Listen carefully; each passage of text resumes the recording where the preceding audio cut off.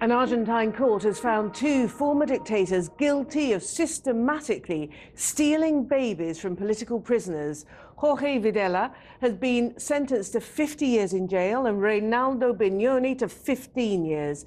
At least 400 babies are thought to have been taken from their parents whilst they were being held in detention centres during military rule from 1976 to 1983.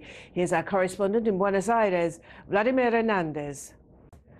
Now, the French government is hosting a meeting of the Friends of Syria group later on today in Paris. But Russia and China, they're not going. Russia's accusing Western powers of seeking to distort a deal that was struck in Geneva last weekend to try to bring about a transition of power. But while all the politicians are squabbling, the fighting is continuing to intensify, and the UN is now warning of unprecedented violence unless both sides negotiate a solution.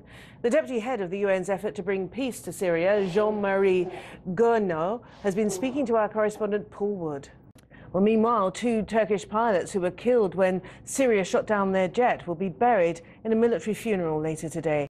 Now, the International Monetary Fund chief, Christine Lagarde, is meeting the Japanese finance minister, Jun Azumi. Now, the United States has complained to the World Trade Organization about the level of China's import duties on large-engined cars that were made in the US. Now, these import tariffs will hit more than 3/4 of American vehicle exports to China, and that the value is about $3 billion a year. Now, this could add as much as 20% to the price of a luxury car, and Washington thinks that's unfair. And it's a pretty good time, of course, for a president who's in an election year, election's about 4 months away, making noise about this kind of thing, especially when he's in the car-making state of Ohio. That's why my administration brought trade cases against China at a faster pace than the previous administration. And we've won those cases. Just this morning, my administration took a new action to hold China accountable for unfair trade practices that harm American automakers.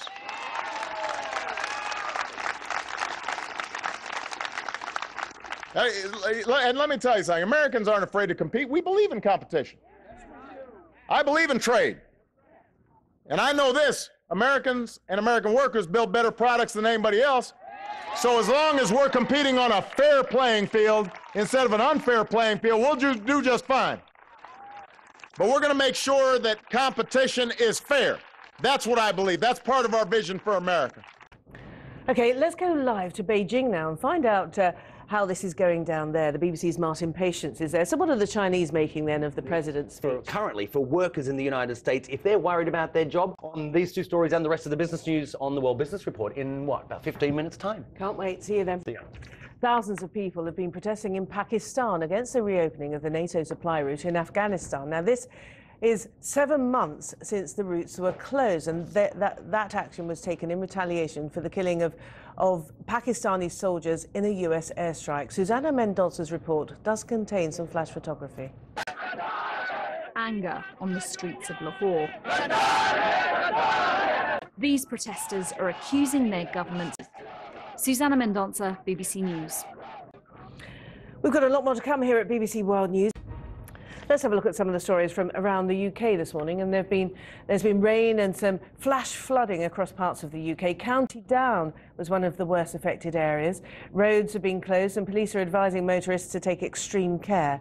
Police in the Chilean capital, Santiago, have used water cannon to disperse hundreds of protesters, calling for an increase in the minimum wage. At least 12 people were arrested.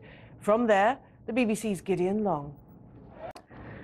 Now, London 2012 is just 3 weeks away, can you believe it? And the first sport scheduled to take place, after all, will be the singing, all dancing opening ceremony involving top hats and tails and, of course, the high-kicking legs. Now, that, of course, means the equestrian event with rider and horse competing in cross-country, dressage and show-jumping events for the sport's ultimate title, Olympic champion. Russell Trott, no pun intended, reports. Now, what do you think of the Shard? I know this is moving away from sports. Do you know, I saw it from a distance yesterday at our lovely studios in Stratford. It's very impressive. I'm going to take my wife there in the next 2 days, honest, because I'm leaving London in 2 days, so I've got to show her soon. Oh, well, I'm glad you got a chance to see